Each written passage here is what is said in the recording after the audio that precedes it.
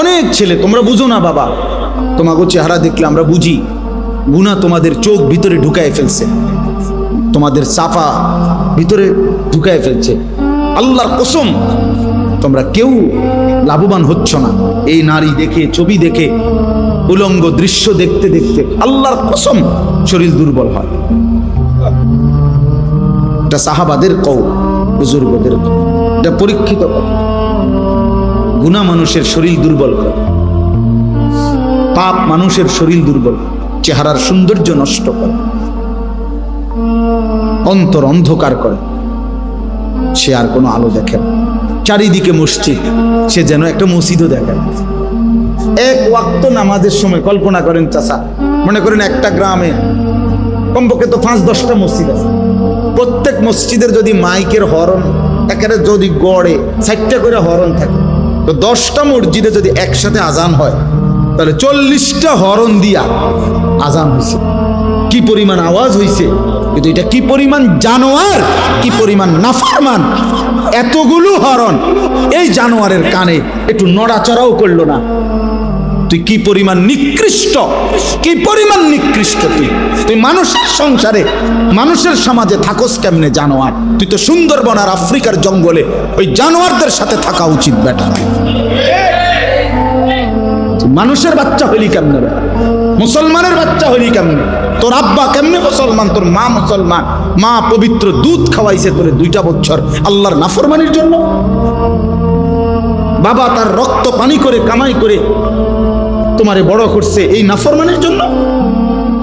কি মেয়ে, এই ছেলে বলো, 14 বছর পর্যন্ত মা বাপ তোমারে পালছে, তুমি 16 বছর বয়সে সারা রাত উলঙ্গ ছবি দেখবা, এর জন্য তোমারে মা পালছে তোমারে? কি রে বেটা, অসভ্য!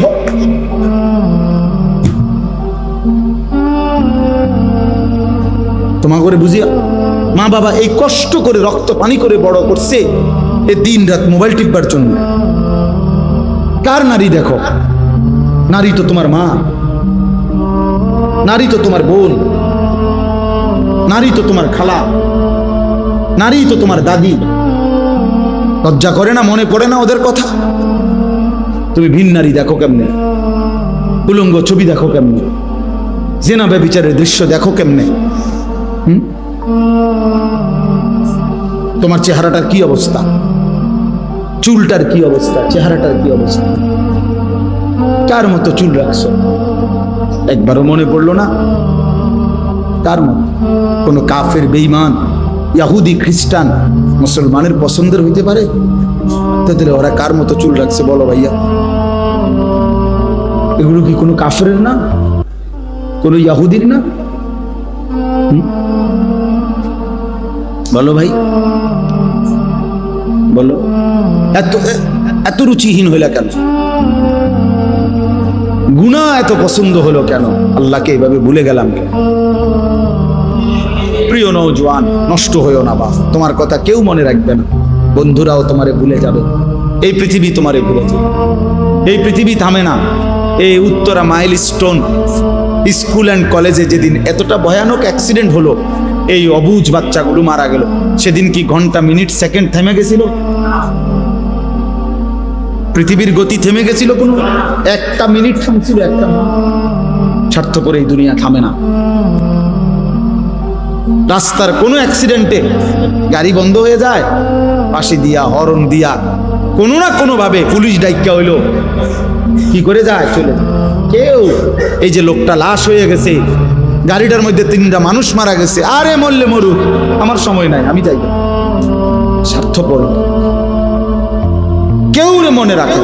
তোমার পাওটা ভাঙ্গা দেখো, তুমি অ্যাক্সিডেন্টে মোটরসাইকেলে, তুমি যে জঙ্গলির মতো মোটরসাইকেল চালাও, তোমার পাওটা ভাঙলে বন্ধু নামের এই দুষ্টরা কেউ কিন্তু তারা নিজের পাও ভাঙবে না, শুধু দেখে যাইয়ে বলবে আচ্ছা বন্ধু ভালো থাকিস, আবার কথা হবে, খালাস। এরপরে অ্যাক্সিডেন্টের যাবতীয় খরচ বাবার কাঁধে না বন্ধুদের কাঁধে? তো বন্ধু নামের যে শয়তান তোমারে এত জোরে মোটরসাইকেল চালাইতে উৎসাহিত করছে, ওই শয়তান এখন আসে না কেন? তাইলে কেউ না, স্বার্থপর দুনিয়া, স্বার্থপর।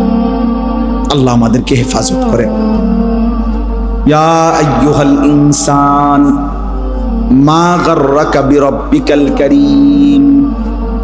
রব্বুল আলামিন বলে, হে মানুষ, আমার মতো এমন দয়ালু মেহেরবান রব, এমন মালিক থেকে কে তোমারে ধোঁকা দিল? মা গাররাকা, এমন মনিবি কেমনে ছেড়ে দিলা রে বান্দা? এমন দয়ালু মালিক কেমনে ছেড়ে দিলা? যে আমি তোমারে 7 আসমান জমিন আমি তো দিয়েছি। প্রতিদিন সূর্য তো আমি উঠাই, চাঁদ আমি উঠাই, রাত আমি বানাই, দিন আমি বানাই, সকালের আলোটা আমি ফুটাই, রাত্রের অন্ধকারটা আমি নিয়ে আসি বান্দা। প্রতিটা নিঃশ্বাস আমার ইচ্ছাতে হয়, তোমার চোখের পলক আমি আল্লাহর ইচ্ছায়, তোমার হাত নড়ে চড়ে আমি আল্লাহর ইচ্ছায়। 24 ঘন্টা বান্দা আমি আল্লাহ লালন করি, পালন করি, গোটা কায়নাত দিয়ে তোমাকে আমি পরিচর্যা করি। এমন দয়ালু মালিক কেমনে ভুলে গেলাম? মা গাররাকা, কে তোমাকে ধোঁকা দিল?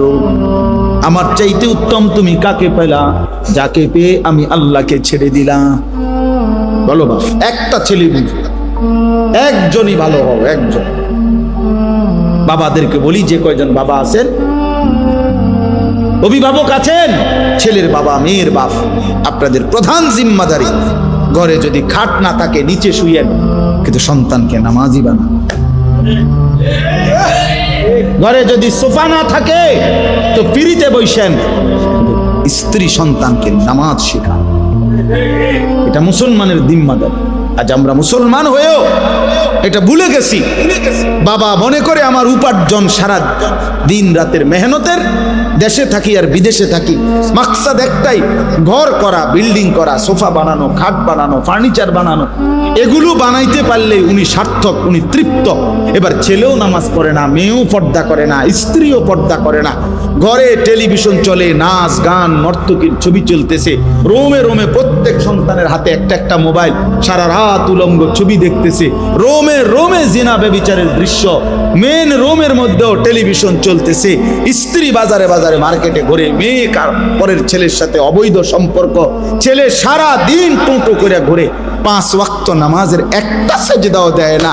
এই সমস্ত জানোয়ারের জন্যই এই ঘর সংসার করলেন, এই বাড়ি কার লেগে বানাইলেন? এই হাইওয়ানদের জন্য, এই যারা 1 ওয়াক্ত নামাজ পড়েন, এই অসভ্যদের জন্য এই ঘর বানাইলে আপনার আখিরাত কি? বলেন চাচা। আমার রক্ত পানি করা এই টাকা দিয়ে আমি বুঝি এই হাইওয়ান, এগুলো 1 ওয়াক্ত কেউ নামাজ পড়বে না, আমি তাদের জন্য ঘর করে গেলাম? বলে 18 বছর বিদেশ করে, 32 বছর বিদেশ করে, কি পরিমাণ ঘাম ঝরা এক একটা টাকার জন্য। প্রবাসী কি পরিমাণ রৌদ্রে, টাটকা রৌদ্রে যারা ডিউটি করে, 14 ঘন্টা ডিউটি, 12 ঘন্টার কমে কোনো ডিউটি নাই। সৌদি আরবে তো আমি প্রতি বছরই হজ ওমরায় গেলে দেখি প্রবাসীদের রোমে রোমে যাই মিয়া, আহা কাঁদে যে প্রবাসীরা, যে হুজুর কষ্টের কথা জীবনেও বলতে পারি না বাড়ি। এইবারও হজ্জের সময় এক ছেলে, ও বলতেছে আমি হুজুর 18 বছর আজকে বিদেশে, হুজুর আমার জীবনের কিচ্ছু নাই, এই 18 বছরের জীবনে পরিবারের কেউরে খুশি করতে পারি নাই, মারেও না, বাপেরেও না, জিরেও না, বউরেও না, কেউ রে না। আমি বললাম কেন রে ভাই? কয় হুজুর যেখানে 5,000 টাকা দেই, হেরামো কয় তে একটা বিদেশ করে, তে তো ইচ্ছা করলে 10,000 টাকা দিতে, যেখানে 10,000 টাকা দেই তারা মন্তব্য করে তে তো বিদেশ করে আজ এত বছর, তে তো 20,000 টাকা দিতে আসতো। ভাই হুজুর কোনোদিন কেউ রে খুশি করতে পারলাম, দিয়েই গেলাম সব, কিন্তু খুশি হয় না কেউ। প্রত্যেকেই মনে করে আরো দেওয়া দরকার ছিল, আমি আরো দেওয়া দরকার ছিল, আমি কি খাই না না খাই, কয় এটা দরকার নেই। তাহলে অতৃপ্ত, তাহলে বেচারা 18 বছর পরেও যদি সংসারে সবাই অতৃপ্তই থাকে তো সুখ মিলবে কোন দিন? বলেন, ইনসাফ করেন। তাহলে এত কিছুর বিনিময়ে এই আপনারা যারা এমনি তো সংসার একের যে যেটাই করেন, বাজার, ব্যবসা, দোকানদারি, কৃষি, প্রত্যেকের তো ঘাম ঝরে বাপ। তাহলে প্রতিটা টাকা তো ঘাম ঝরানো টাকা, সেই ঘাম ঝরানো কষ্টের টাকার বিনিময়ে আমার সন্তান বুঝি সারাদিন রাত মোবাইল চালাবে আর নারী দেখবে, উলঙ্গ ছবি দেখবে, এর জন্যই আমার এই ঘাম। এটা বুঝি ইনসাফ হলো? হ্যাঁ, আমি সবারকে বলি না, একজন প্রবাসী 26 বছর বিদেশ কইরা উপজেলাতে, ইচ্ছা করে নাম বলতেছি না, উপজেলার মেন উপজেলায় হুজুর আমি 4 তলা বিল্ডিং করছি, সম্পূর্ণ বিল্ডিং এর কাজ শেষ করে ভাড়া দিছি, এরপরে দেশে চলে আসছি 26 বছর পরে, মনে করছি আর বিদেশ করতাম না, আল্লাহ দিলে এই বাড়ির ভাড়াই পামো 1-1.5 লাখ টাকা। পরে উনি বলতেছে হুজুর আইসা যখন উপজেলার মার্কেটে বাজারে আসছি, মানসে আমারে আমার বেডির নামে, মানে আমার বউয়ের নামে আমারে চেন, পুরা বাজার জেন দিয়ে হাঁটি, মানসে কয় তাই যাম। আমি সবাইকে বলতেছি না, মানে উনি বলছে আমারে, উনা সবাই সব বন্ধ হয়ে গেলে পৃথিবী চলতো না, ঠিকই না বলেন না কেন? কিন্তু বলার উদ্দেশ্য হইল ওই বাচ্চারা আমারে জড়ায় ধরে কানছে, সিএনজি থেকে নাইমা আমারে দেখা, আমি দাঁড়াই আছিলাম বাজারের, মানে ওই উপজেলার একটা বাজারে, জড়ায় ধরে কাইন্দা আমার এই কথাটা বলছে, হুজুর আমি শেষে মানে লজ্জায় যে, অর্থাৎ আমার মহিলা আমার স্ত্রী এই পরিমাণ বাজারে ঘুরছে যে প্রত্যেকটা রিক্সাওয়ালাও আমার বেডি দিচ্ছেন, আজ আমারে কয় ওই তাই জামাই অমুক মহিলার নাম ধরে বলে, বিনীত লজ্জায় আমি এই নিজ গড়া বাড়ি ছেড়ে আমি গ্রামের বাড়িতে চলে গেছি। তারপরে বলছি না, এই শহরে থাকতাম না, যে শহরের মানুষ আমার স্ত্রীকে দিয়ে আমার ছেলে, কথার কথা। তাহলে ভাইয়া বলো, এক বাবা বলছে আমার যে আমি হুজুর 7 বছর বিদেশ করে দামি বিল্ডিং এর 4 তলার ফ্ল্যাটে বউ বাচ্চারে ভাড়া রাখি, তা করে প্রতিটা মাসে তাদের জন্য সব টাকা দেয়। 3 বার ফোন দিছি বাড়িতে, বিবিও ধরে না, 3 বার ছেলের মোবাইলে ফোন দিছি, ছেলে কয় যে আব্বু আমি গেমস খেলতেছি, পরে ফোন দেবো, এরপরে আবার অপেক্ষা করে আবার দিছি 3 বারের পরেও আমার ছেলে কয় বললাম না তোমাকে গেমস খেলতেছি, পরে ফোন দেবো, বললাম না, বারবার ফোন দিচ্ছ কেন? আল্লাহর কসম মক্কা শরীফে বলছে লোকটা আমার। পরে কয় হুজুর আমি কেউরে না বইলা এরপরে বিদেশ থেকে বাড়িতে আসছি, আইসা কয় আমার ফুতেরে এই 4 তলা বিল্ডিং থেকে লাইট খাইয়া পাও দি লাইট খাইতে নিচে নামাইছি, বেডিরও বলছি বউরে সবগুলার গ্রামের বাড়িতে রাখা বুঝি এনে থাক, শহরে থামন লাগবে। আমার রক্ত পানি করা টাকা বিনিময়ে তোমার গেমস খেলা, আমার সাথে কথা বলার কি নাই?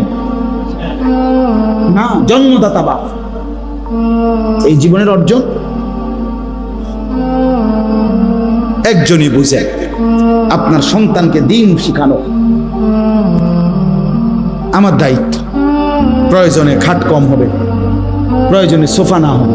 আমার আব্বা আলহামদুলিল্লাহ, আমরা 5 ভাই 3 বোন, আমার বাবা মৃত্যুর সময় আমাদের জন্য কোনো বিল্ডিং করে দিয়ে যায় না, ঘর করে দিয়ে যায় না। 2015 সালে আব্বা ইন্তেকাল করছে, কিন্তু আমরা 5 ভাই 3 বোনকে দিন শিখাইছে বাবা। 5 ভাই আলহামদুলিল্লাহ আল্লাহর দয়া আলেম হয়েছে। বিনিময়ে 2015 সালে আব্বা যখন ইন্তেকাল করছে, এখন 25 সাল, 10 বছর। এই 10 বছরের ব্যবধানে আব্বার মৃত্যুর পরে আমরা 5 ভাই আলাদা আলাদা জায়গা কিনছি, বিল্ডিং করছি, ঘর ফার্নিচার সব কিছু কিনছি, কোনো অসুবিধা হয়েছে না। আব্বা না করে দেওয়ার পরেও এডি আমগো হয়েছে, কিন্তু আব্বা দিন শিখায় গেছে। এখন আল্লাহর কোরআন যদি আমি পড়ি, তাহলে আমারও নেকি, খোদার কসম আমার আব্বার কবরও নেকি, আমার আব্বাও লাভ, আমার বাপে লাভ না। আর আমি যদি আপনাদেরকে একটা কথা এখন বললাম, ওয়াজ করলাম, এটার কোনো যদি সওয়াব হয় আমার, তা আমার আব্বার কবরও যাবে, আমার আমলনামাতেও কি হবে? তাহলে কাম হয়ে গেছে না? বিল্ডিং তো হইছেই আমারও, আর আব্বাও তো কাম হয়ে গেল, আব্বারও কাম হইলো, আমারও। আমরা 5 ভাই 5টা মসজিদে জুমা পড়াই, তো এর নিয়ে কি নেই? কথা বলেন না কেন? তো এই নিয়ে কি আমার বাবার কবর? 5 ভাই 3 বোনের 8 জন ভাই বোনের যতজন সন্তান সবাই মাদ্রাসায় পড়ে। তাহলে এই যে সবগুলো বাচ্চা মাদ্রাসায় পড়ে, আল্লাহর কোরআন পড়ে, তো দাদার আমল নামার মধ্যে সব যাইতো না?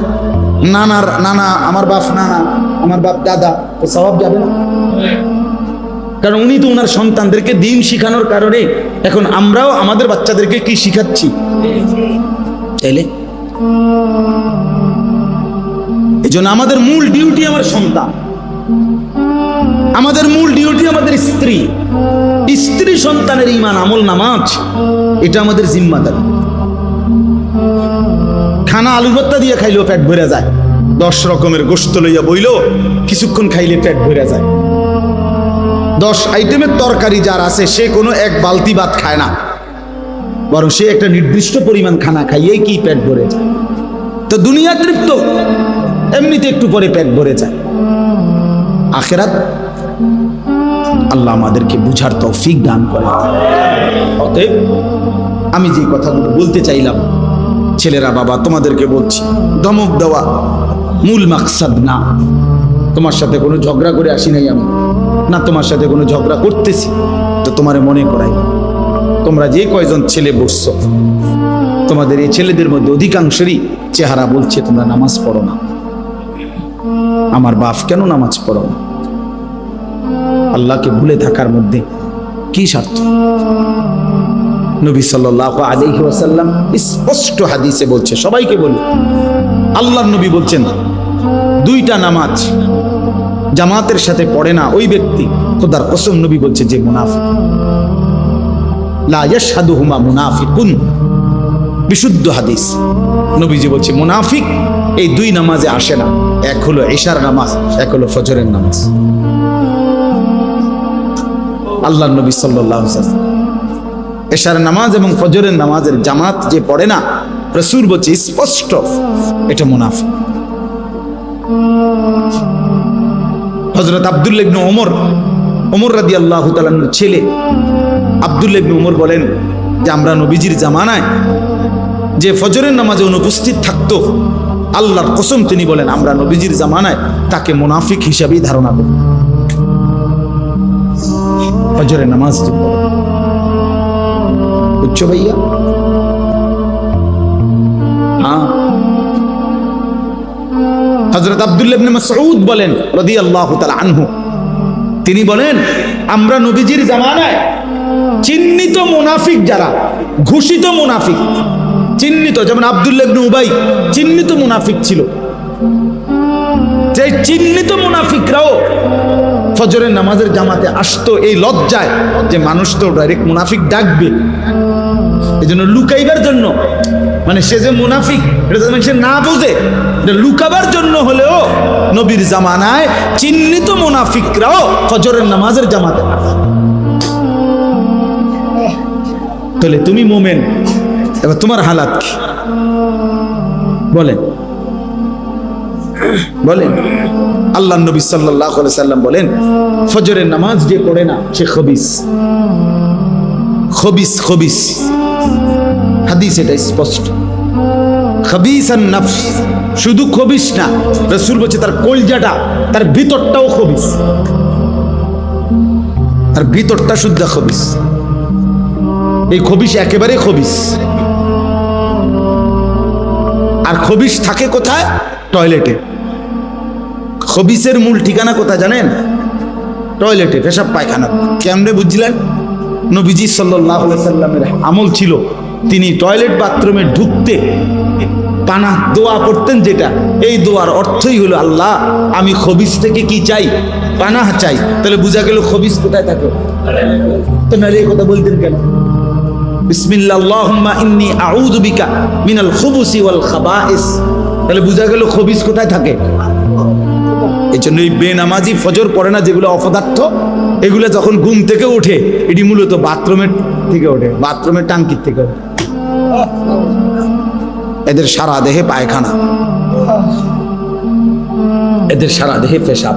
আচ্ছা আরো প্রমাণ শুনেন।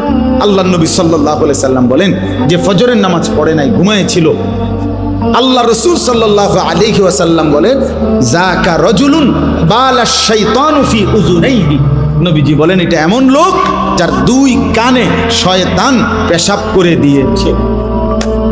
শয়তান তার 2 কানে মুইতা দিছে। এর শয়তান তো 6 মাসের বাচ্চা, ঠিক না?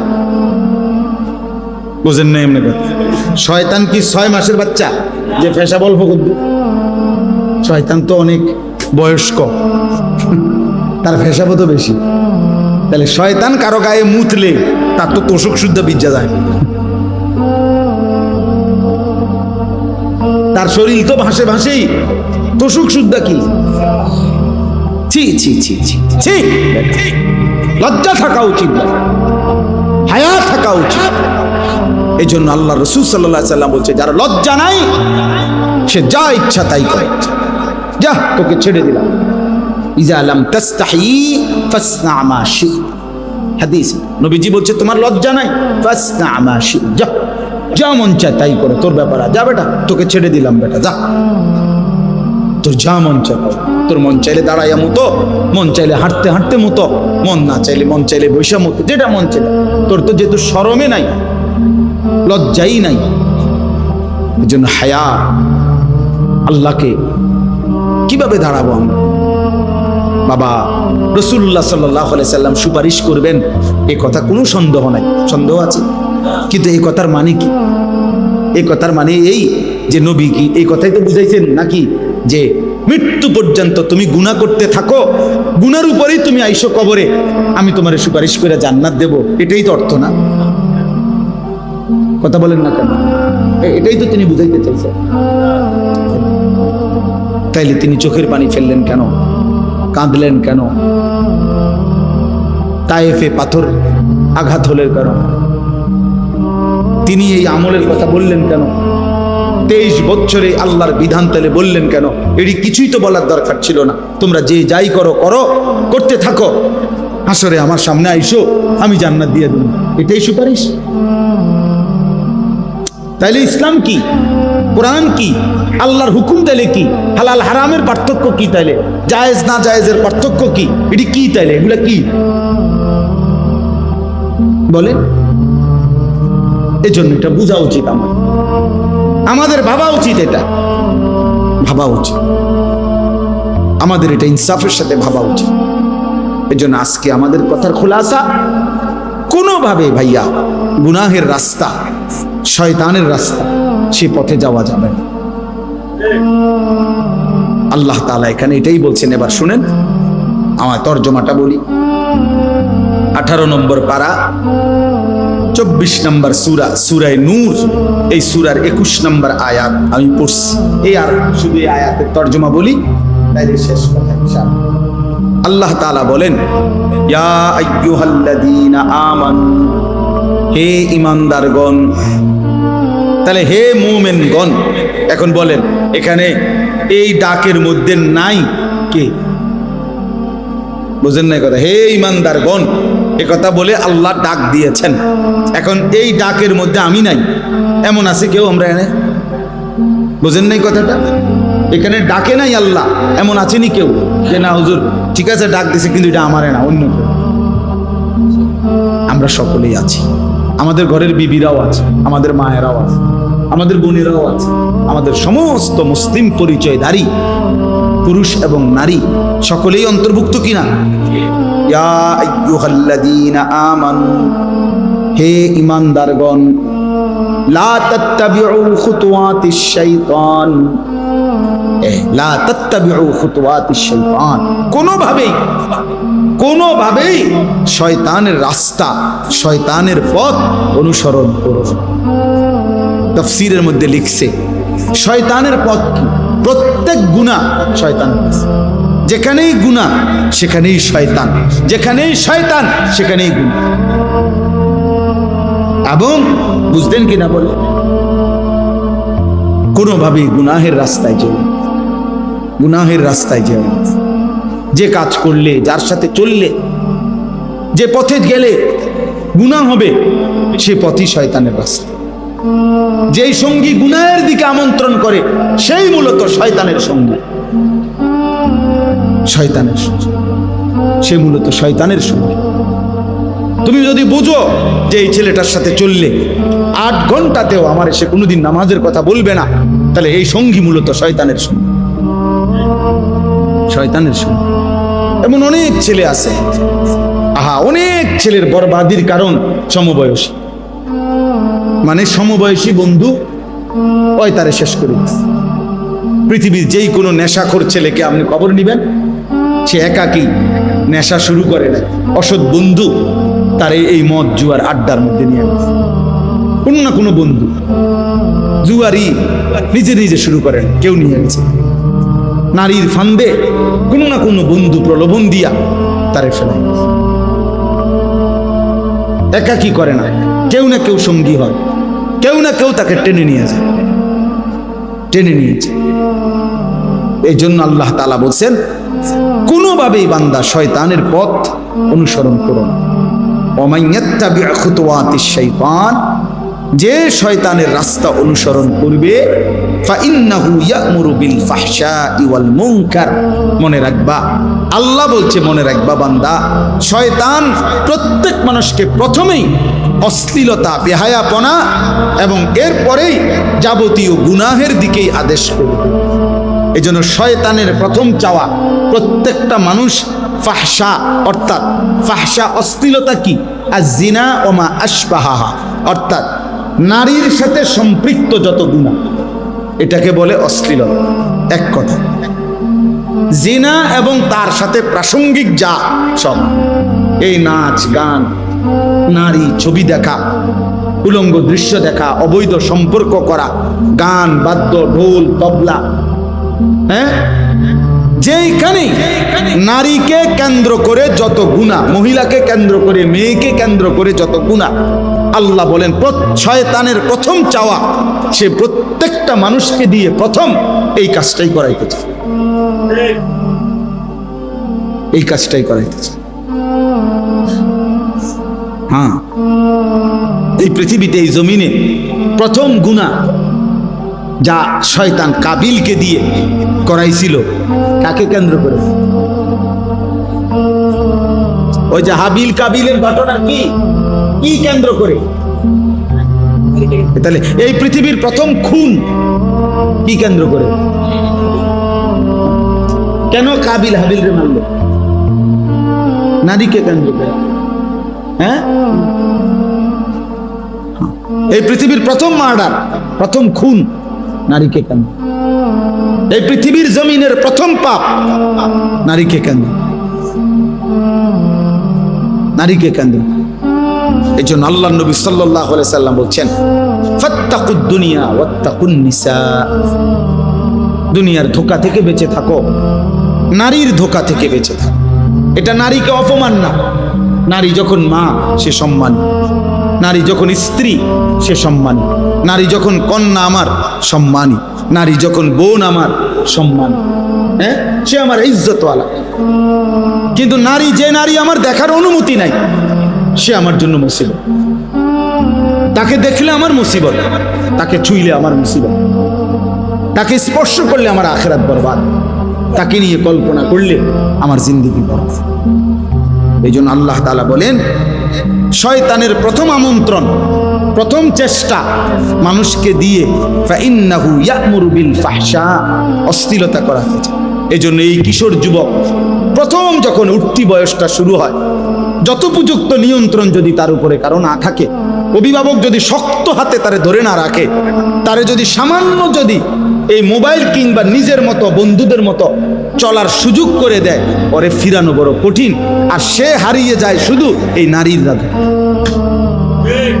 এই বড় মোবাইল 12 বছরের ছেলেটার এত দরকার হয়ে গেল কেন? 14 বছরের এই ছেলের রাত দিন সে পৃথিবী ছেড়ে দিতে রাজি, কিন্তু মোবাইলটা ছাড়তে রাজি। সে মা বাপরে প্রয়োজনে ত্যাগ করবে, কিন্তু মোবাইল ছাড়বে না। কেন? এত অল্প বয়সে তার এই মোবাইলটা তো দরকার হলো কেন? নারী। আপনি শুধু 1 সপ্তাহ নারীর ছবি বন্ধ হয়ে যাক মোবাইলে, সমস্ত মোবাইল দেখবেন রাস্তাঘাটে ফেলাই দিছে, অথবা বাঙ্গারি মালের দোকানে বেচা কটকুটি খেতেছে। হ্যাঁ,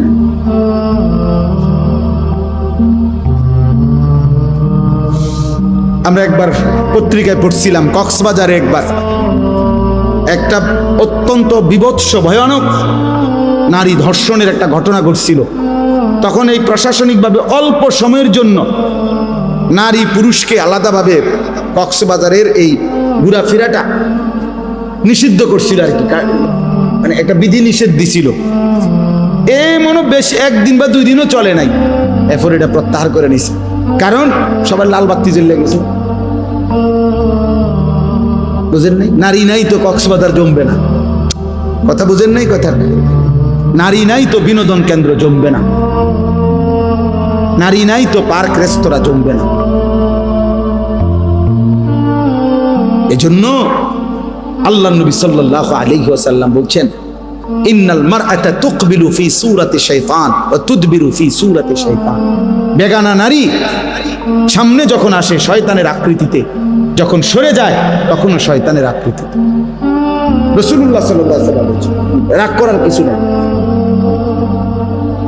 ভিন নারী নবীজি সাল্লাল্লাহু আলাইহি ওয়াসাল্লাম বলছেন, এখানে স্পষ্ট আল্লাহ বললেন, ফাইন্নাহু ইয়া'মুরু বিল ফাহশা।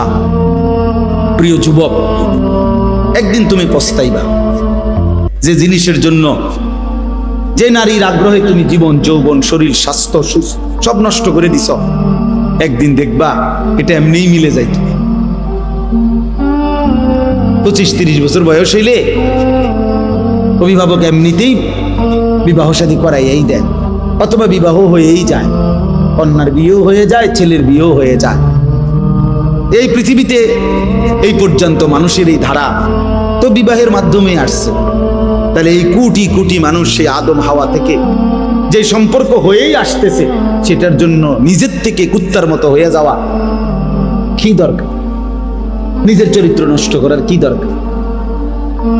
আমি এই জন্য সব সময় বলি, যে চাহিদা আল্লাহ দিছে সেটা পূরণের বৈধ ব্যবস্থাও আল্লাহ রাখছে। ক্ষুধা যিনি দিছেন, হালাল খাবার তিনি রাখে নাই। তৃষ্ণা যিনি দিছেন, হালাল পানি তিনি রাখে নাই। তো তিনি যৌন চাহিদা যিনি দিয়েছেন, হালাল স্ত্রী তিনি সৃষ্টি করেছেন। অপেক্ষা করো, অপেক্ষা করো। এই জন্য একজন ছেলেই বোঝো, নিজে সবর করো, আখলাকের হেফাজত করো, গুনাহের রাস্তা থেকে ফিরো, মোবাইলের আসক্তি থেকে নিজেকে বাঁচাও। সবাই একসাথে বদলাবে না, তুমিই বদলাও। হিম্মত করো, পারবা ইনশাআল্লাহ। হিম্মত করো। বুজুর্গানে দিন একটা পরীক্ষিত আমল বলছে যে দেখার কষ্টের চাইতে না দেখার কষ্ট সহজ। এটা পরীক্ষা করে। অর্থাৎ তুমি যদি কোনো ভিন নারী না দেখো, মাথা নোয়ায় রাখো, তাহলে হয়তো না দেখার একটু সময় ছাত করে কষ্ট লাগবে যে দেখলাম না, কিন্তু এরপরে আর মনে পড়বে না, কারণ আমি তো দেখিই না, কি মনে পড়বে? কিন্তু দেখলে মনে পড়ে লম্বা সময়, এরপরে মনের মধ্যে অনেক কিছুই আসা যাওয়া করে, সেগুলো তো গুনাহ। দেখলাম একবার, এটাও গুনাহ। এরপরে যত কিছু এই নারীকে নিয়ে ভাবলাম, এটা গুনাহ না? তাহলে গুনাহ এবার বাড়তেই থাকলো। কিন্তু মাথা নোয়াইয়া ফেললে, না দেখলে, হিম্মত করলে, হয়তো এখন একটু কষ্ট হইল, কিন্তু এরপরে তো আর গুনাহ বাড়বে না, কারণ আমি তো দেখিই নাই, গুনাহ বাড়বে কেমন? আল্লাহ আমাদেরকে তৌফিক দান করেন, আল্লাহ আমাকেই তৌফিক দান করেন। আল্লাহ তাআলা বলেছেন, এই জন্য শয়তানের প্রথম আমন্ত্রণ স্ত্রীলোক, নারীকে কেন্দ্র করে, ওয়াল মুনকার, এবং যাবতীয় গুনাহের দিকে আদেশ করে। ওয়ালাউলা ফাদলুল্লাহি আলাইকুম ওয়া রাহমাতুহু মা যাকা মিনকুম মিন আহাদিন আবাদা। আল্লাহ তাআলা বলে, তাহলে বান্দা শুনো, আল্লাহর দয়া, আল্লাহর রহমত যদি কারো উপরে না হয়, কেহই নিজেই নিজেকে পবিত্র করতে পারবে না। কার দয়া লাগবে? কার রহমত লাগবে? তো তুমি আল্লাহর নাফরমানি করলে আল্লাহর রহমত কেমনে আসবে? তুমি আল্লাহকে একটা সেজদাও না দিলে আল্লাহর দয়া কিভাবে হবে? হ্যাঁ, কিভাবে হবে বলে তো ভাত খাও। ভাত তো আমি আগেই কইছি, আমি বারবার এটা বলতেছি, কিন্তু দুনিয়া চলবে। দুনিয়া যেহেতু আল্লাহ তাআলা কাফের, মুশরিক, বেঈমান, ইহুদি, খ্রিস্টান, হিন্দু, বৌদ্ধ, নাস্তিক, মুরতাদ, মানে যে আল্লাহকেই স্বীকার করেন, আল্লাহ তারে খাওয়াই কিনা, তো আমারে খাওয়াইতে অসুবিধা, আমি তো আল্লাহরে স্বীকার করি। আমাদের যত ছেলে বা আমরা যে যাই গুনাহ করি, তো এত আল্লাহকে তো অস্বীকার করে না। বুঝেন নাই আমার কথাটা? তো ডাইরেক্ট আল্লাহকে অস্বীকার করে, দেয়ার ইজ নো গড, ঈশ্বর বলতে কিছু নাই। এরকম অসংখ্য লক্ষ লক্ষ নাস্তিক আছে, আল্লাহ তাদেরকে যেহেতু খাওয়াচ্ছে, তো আমার খাওয়াইতে অসুবিধা। এই জন্য আল্লাহ তাআলা বলছে, বান্দা খাওয়াবো তো দুনিয়া ঠিক আছে, জেলখানার আসামিকেও তো খাইতে দেয়, খাওয়ানোটা তো আশ্চর্য না, আখিরাত আসল। আমরা এই জন্য উর্দুতে পড়ছি, ऐसे रहे या वैसे रहे वहां देखना फिर कैसे रहे।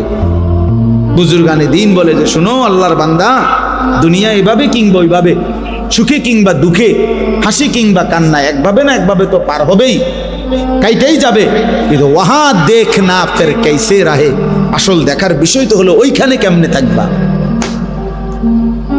আখিরাতে কেমন থাকবা, আখিরাতে কেমন, কবরে কেমনে থাকবা, জাহান্নামে কেমনে চলবে। ইন্নাল মুজরিমিনা ফি আযাবি জাহান্নামা খালিদুন, আল্লাহ বলে নিশ্চয়ই পাপীগণ চিরস্থায়ী জাহান্নামের আযাবে থাকবে। লা ইউফাত্তারু আনহুম, আল্লাহ বলেন লক্ষ কোটি বছরে জাহান্নামী এক সেকেন্ডের জন্য কোনো আযাবের বিরতি হবে না। খোদার কসম, দুনিয়ায় ফাঁসির আসামিও কখনো হাসি দেয়, দুনিয়ায় ক্যান্সার রোগী সেও যদি জানে আর এক সপ্তাহ পরে তার মৃত্যু নিশ্চিত, সেই লোকটাও মাঝে মাঝে কোনো কথায় হাসা দেয়।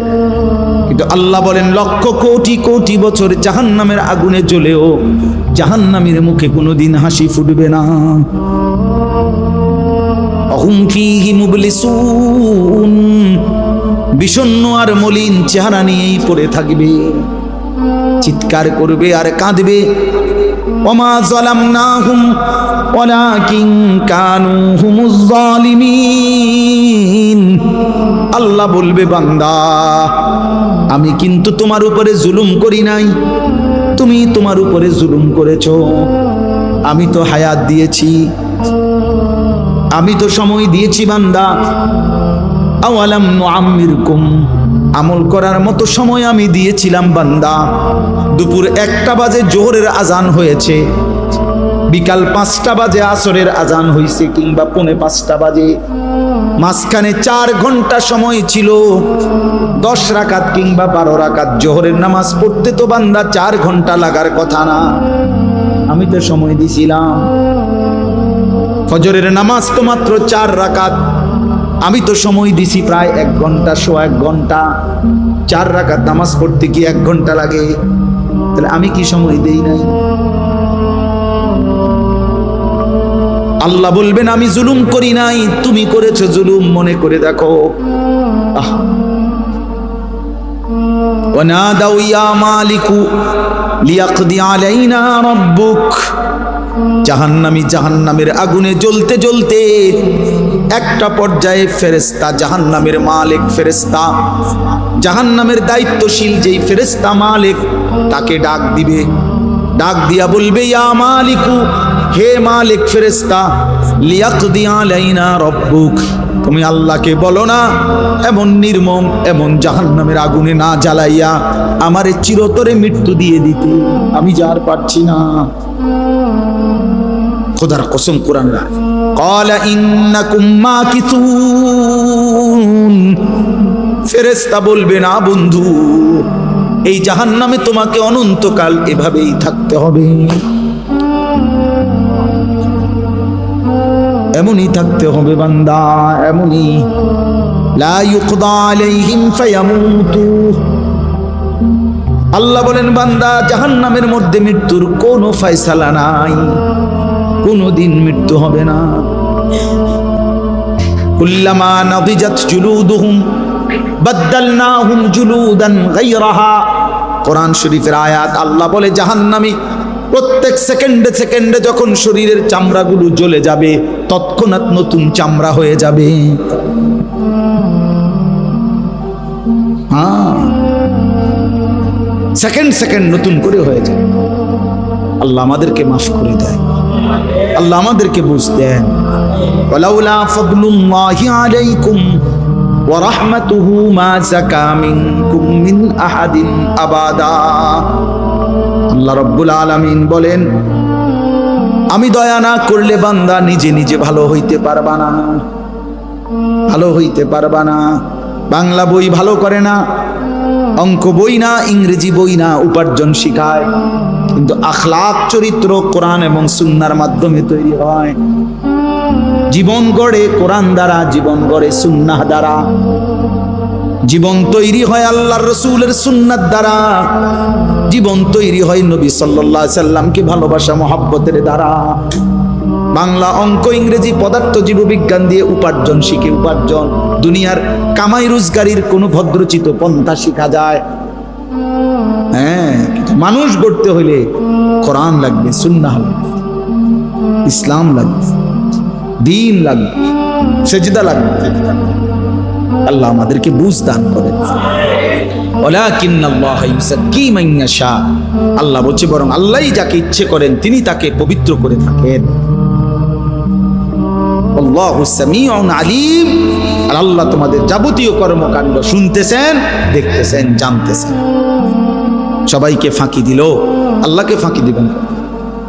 আজকে হয়তো ইমাম সাহেব পারলো না, আর আমনের লগে আপনি ধমক দিছেন, আপনার একটু বল দেখাইছেন, তো ঠিক আছে, ইমাম সাহেব হেরে গেল। আর আখেরাত আল্লাহর কাছে, কথা বুঝছেন না? আমি পারলাম না আর কি, মসজিদের ইমাম সাহেব পারলো না, ইমাম সাহেবরা আপনি ধমক দিয়ে থামাই দিলেন আর কি, ঠিক আছে, আপনি জিতলেন, এখানে জিতলেন। আখেরাতে আল্লাহর সামনে, আল্লাহর সামনে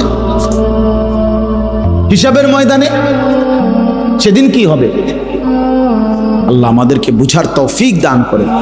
এই জন্য যে কয়জন কিশোর ছেলে শেষ পর্যন্ত তোমরা বসছো, বাবা তোমাদের কাছে অনুরোধ, বাপ আমি যদি আর কোনোদিন আসতে না পারি, একবারই আসলাম, একবারই আসলাম।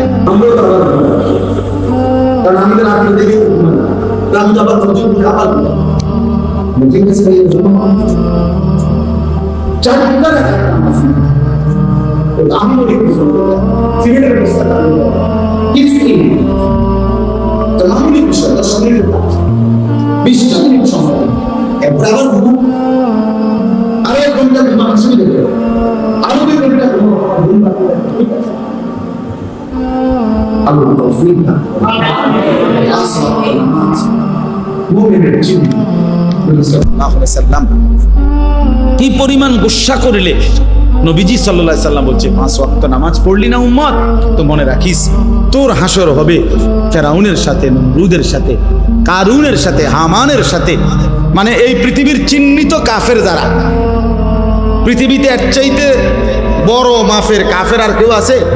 এদের সাথে নবী বলছে। তাহলে নবীজি সাল্লাল্লাহু আলাইহি সাল্লাম এই কথাটা এমনি রসিকতা করে বলছেন, কথা বলেন না, এটাকে এমনি মানে মজাক করে বলছে,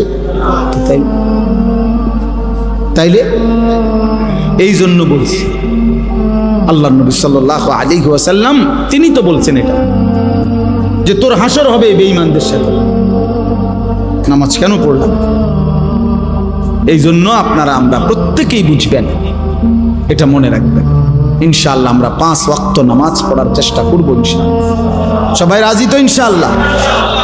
আজকের এই মজলিস আল্লাহ কবুল করে নেন।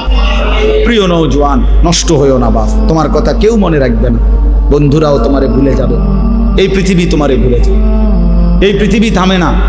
এই উত্তরা মাইলস্টোন স্কুল অ্যান্ড কলেজে যেদিন এতটা ভয়ানক অ্যাক্সিডেন্ট হলো, এই অবুঝ বাচ্চাগুলো মারা গেল, সেদিন কি ঘন্টা, মিনিট, সেকেন্ড থেমে গেছিল? পৃথিবীর গতি থেমে গেছিল? কোনো একটা মিনিট থামছিল? একটা স্বার্থপর এই দুনিয়া থামে না। রাস্তার কোনো অ্যাক্সিডেন্টে গাড়ি বন্ধ হয়ে যায়, পাশে দিয়া হর্ন দিয়া কোনো না কোনো ভাবে পুলিশ ডাইকা হইলো কি করে যায়, চলে যায়। কেউ এই যে লোকটা লাশ হয়ে গেছে, গাড়িটার মধ্যে 3টা মানুষ মারা গেছে, আরে মরলে মরুক, আমার সময় নাই, আমি যাই না। স্বার্থপর কেউ মনে রাখে।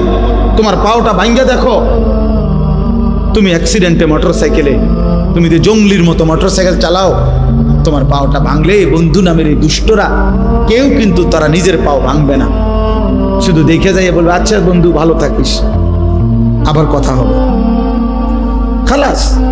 এরপরে অ্যাক্সিডেন্টের যাবতীয় খরচ বাবার কাঁধে না বন্ধুদের কাঁধে? তো বন্ধু নামের যে শয়তান তোমারে এত জোরে মোটর চালাইতে উৎসাহিত করছে, ওই শয়তান এখন আসে না কেন? তাইলে কেউ না, স্বার্থপর দুনিয়া, স্বার্থপর। আল্লাহ আমাদেরকে হেফাজত করে। কাল্লা সাউফা তা'লামুন, আল্লাহ তাআলা বলে বান্দা খুব দ্রুতই তুমি জানতে পারবে, বুঝতে পারবে যে কি তোমার করা উচিত ছিল অথচ তুমি কি করেছো। ফিল কবরে, তাফসীরের মধ্যে লিখছে যে কবরের মধ্যে। সুম্মা কাল্লা সাউফা তা'লামুন, আবার তুমি জানতে পারবে, বুঝতে পারবে ফিল আখিরাতে, আখিরাতে কি ছিল উচিত তোমার অথচ তুমি কি করেছো। কিন্তু ফায়দা কি হবে? বুঝে তো আসছে, লাভ কি হবে? কবরে তো তুমি বিষয়টা বুঝছো, সেই বুঝের লাভ কি? আজ বুঝলে লাভ, আজকে বুঝলে কি, আজকে বুঝলে ফিরবার সুযোগ আছে, আজকে বুঝলে নিজের ভুল শুধরানোর সুযোগ আছে, আজকে বুঝলে নিজের পাপ তওবা করে আল্লাহ থেকে মাফ নেওয়ার সুযোগ আছে, আজকে বুঝলে নতুন উদ্যমে আমলের মধ্যে লিপ্ত হওয়ার, আমল শুরু করার সুযোগ আছে। যে ঠিক আছে আমি পেছনটা ভুল করছি, কিন্তু আজ তো বুঝছি বেঁচে থাকতে, তা আমি নতুন করে তওবা করে আমল শুরু করছি। ইল্লা মান তাবা ওয়া আমানা ওয়া আমিলা সালিহান, আল্লাহ বলছে যে তওবা করলো, আমারে বিশ্বাস করলো, নতুন করে আমল শুরু করলো, আমি আল্লাহ ওয়াদা দিলাম তার পিছনের সব গুনাহ আমি আল্লাহ তাআলা মুছে তো দেবই, ওই গুনার পৃষ্ঠাগুলোতে নেকি লিখে দেব। ফাউলাইকা ইউবাদদিলুল্লাহু সাইয়্যাতিহিম হাসানাত, কোরআন শরীফে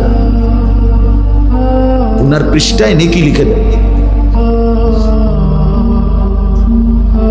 এই জন্য নওজোয়ান এটা বুঝতে শেখো, বাবা আপনিও বুঝতে শেখো। 60 বছর বয়স যার, আপনি বোঝেন পিছনের হায়াতের দিকে 1 মিনিট চোখ বুলান, চোখ বুলান। 60 বছরের আখিরাতের অর্জনটা কি? 60 বছর বয়স এখনো বিড়ি খান, তাহলে আপনি ফিরবেন কখন? 60 বছর হায়াত হয়ে গেছে, আপনি এখনো চা দোকানে, টেলিভিশনে, রঙিন টেলিভিশনে নাচ গান দেখেন। আপনি যে কত বছর ধরে নাচ গান দেখেন, তাহলে আপনি ফিরবেন কখন? 60 বছর বয়স হয়ে গেছে, এখনো কথা বললে, গালি দিলে গালি ছাড়া কথা বলতে পারেন না, এমন অসভ্য অভ্যাস আজও ছাড়তে পারলেন না। ছাড়বেন কখন? সময় হবে কখন? তাহলে কি বুঝাইতে চাইছেন? আপনি 600 বছর বাঁচবেন? কি বলেন চাচা? 600 বছরের হায়াত নিয়ে আসছেন, তাইলে ভেবে দেখেন, ইনসাফ করে, ইনসাফ করে বাবা। 60 বছর হয়ে এখনো কিস্তি নেই, এখনো কথা বললে মিথ্যা বলে, এখনো মেল মিটিং এ বাটফারি করে, এখনো মানুষের জমি ঠেলে, এখনো রাস্তার মহিলার দিকে রাক্ষসের মতো হা করে তাকায়া থাকে। কি নিকৃষ্ট মানুষ! তাইলে ফিরবে কখন? কত বছর পর? গুনাহ ছাড়ার টাইম হবে কখন? আখিরাত মনে পড়বে কোন দিন? আল্লাহকে চিনবে কোন দিন?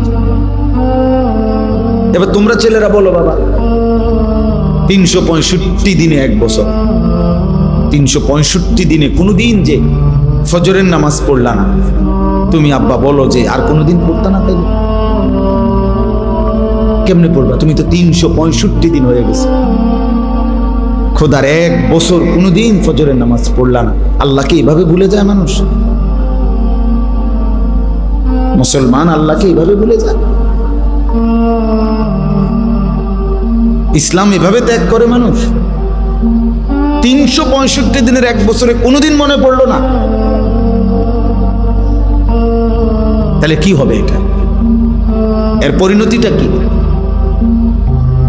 এজন্য এটা জরুরি বিষয় মনে রাখবেন বাপ। কোরআনুল কারীমের মধ্যে আছে, খোদার কসম, আল্লাহ বলছে বান্দা যখন অব্যাহত গুনাহ করতে থাকে, মানে ধারাবাহিক, আল্লাহ বলেন আমি একটা সময় সিদ্ধান্ত নেই যে ঠিক আছে আমি তাকে এই মন্দ পথেই, গুনার পথেই চালাবো, একদিন তাকে এই পথেই জাহান্নামে ফেলবো। কোরআন কোরআন শরীফের আয়াত। আর ঠিক আছে, তোরে আর কোনোদিন ফিরাবো না। ভাত খানানো দরকার, খাওয়াবো বেটা। দুনিয়া চলা দরকার, ঠিক আছে, এগুলা চলবে, বউ বাচ্চা ভাত তরকারি এগুলা হবে, এগুলা তো আমি আল্লাহ তাআলা কাফের বেঈমান রেও খাওয়াই, তোরে খাওয়াইতে সমস্যা। কুত্তা বিলাইরে আমি ভাত খানা খাওয়াই, জন্তু জানোয়ারকে আমি খাওয়াই, তোরে সমস্যা দিবে। তোদের মানুষের চাইতে তো আমি জানোয়ারকে বেশি খাওয়াই। আল্লাহ তাআলা মানুষকে বেশি খাওয়ায় না জানোয়ার। প্রাণীবিদ্যা গবেষকদের কথা হলো, একটা হাতি একদিনে 250 কেজি খাবার খায়, 90 লিটার পানি পান করে।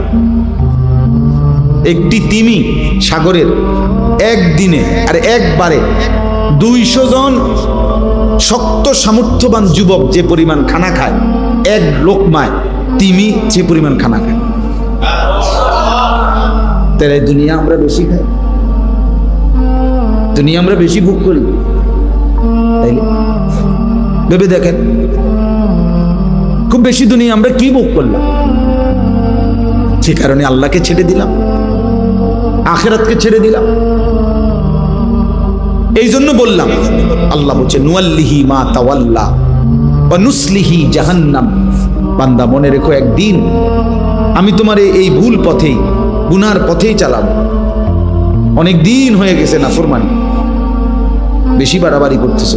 30 বছর ধরে ব্যবসা করো, একদিনও প্রতিদিন একদিনও সত্য বলো না, প্রতিদিন ওজনে কম দাও, এটা ব্যবসা?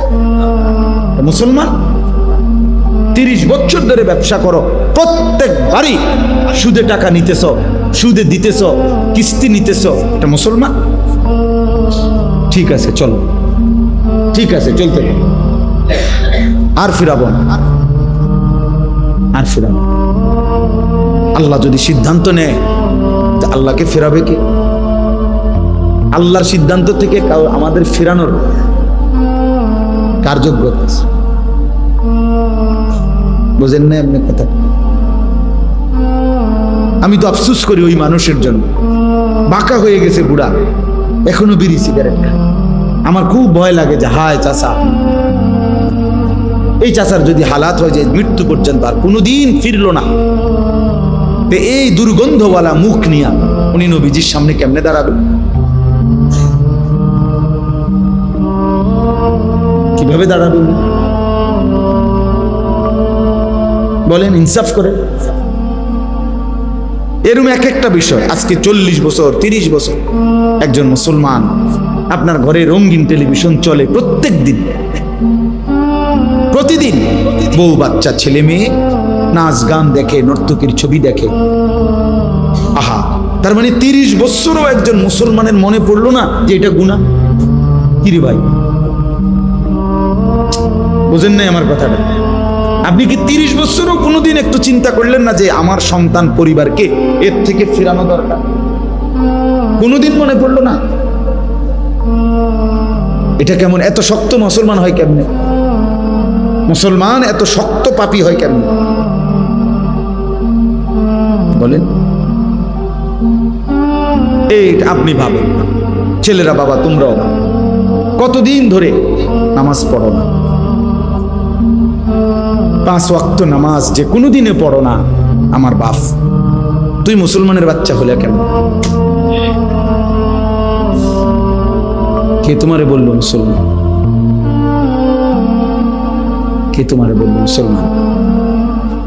হ্যাঁ, তুমি মানুষের বাচ্চা হলে কিভাবে?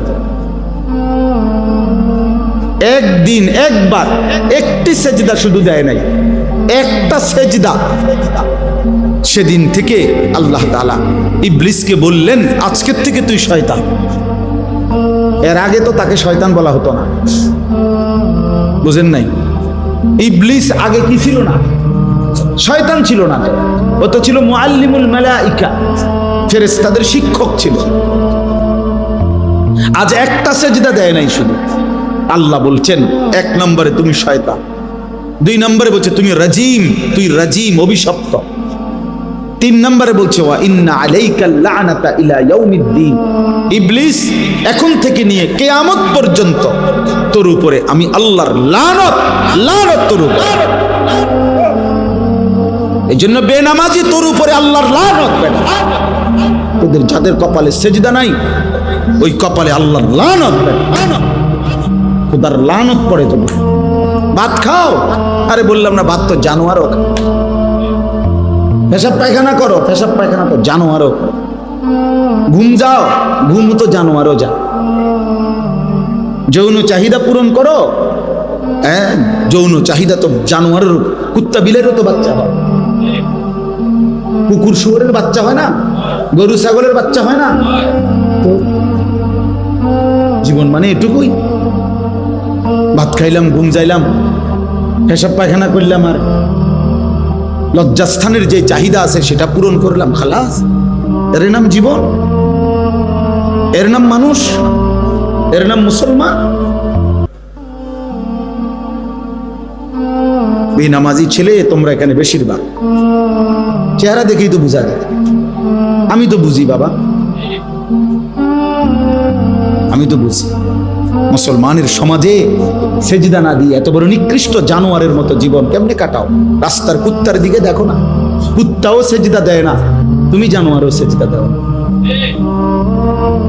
এই জন্য আমি প্রায় পরামর্শ দেই যে তোমরা যারা সেলফি তুলতে মজা পাও, বেনামাজি তোমরা কুত্তার লগে সেলফি উঠাইবা, তাইলে তোমাদেরকে মানাইবে ভালো। কারণ ওই জানোয়ারও সেজদা দেয় না, তুমি জানোয়ারও সেজদা দাও না, ওর সাথে ছবি উঠাইবা, উঠাইয়া পোস্ট দিবে, তাইলে চমৎকার দেখাবে, মানাবে ভালো।